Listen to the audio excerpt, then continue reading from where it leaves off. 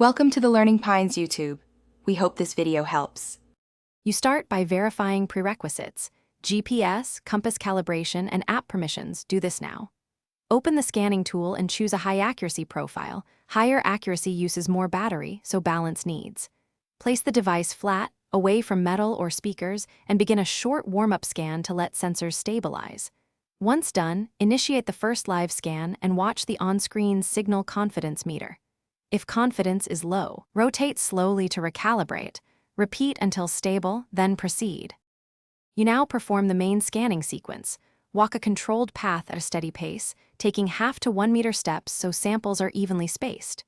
Record multiple waypoints in each area, aim for 8 to 12, to allow the system to average positions and filter noise.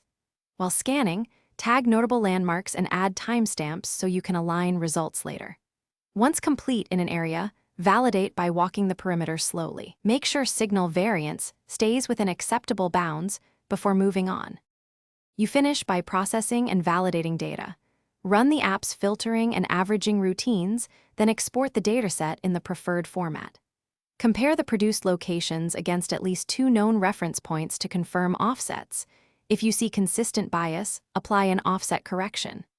If results remain unreliable, try one key troubleshooting step.